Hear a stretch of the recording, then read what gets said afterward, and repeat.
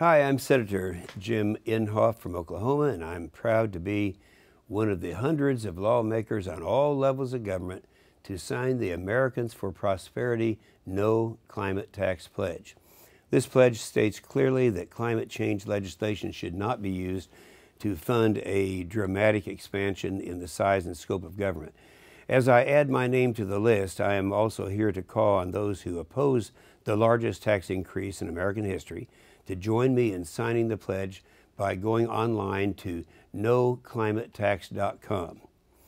I've worked over the past 10 years to expose cap and tax for what it really is, the largest tax increase in American history. I began by leading the opposition against Kyoto in 1997 and have successfully led the fight against the cap and trade tax in 2003, 2005, and most recently 2008. Now, today, as American consumers continue to face tough economic times, the last thing Washington should be doing is raising the price of gas at the pumps, energy in our homes, and the cost of food in our grocery stores.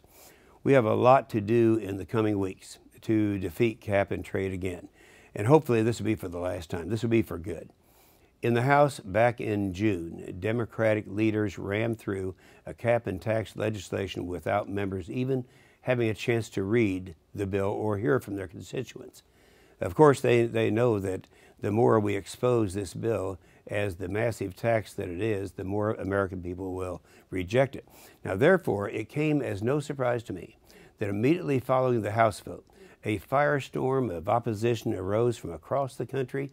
Senate Democrats quickly realized they would be unable to slam their bill through the Senate. So now they are focused on spreading pork barrel favors far and wide to garner support for this tax.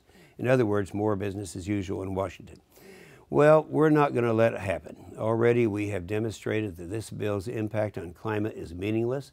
The Waxman-Markey bill would force the United States to act unilaterally and impose drastic cuts on American businesses, while nations like China and India would get a free pass. Even President Obama's EPA administrator, Lisa Jackson, admitted to me before a Senate committee that this is an exercise in futility. If we are going to defeat this massive tax increase and major expansion of federal government, it's going to take the American public standing up and putting pressure on their elected officials.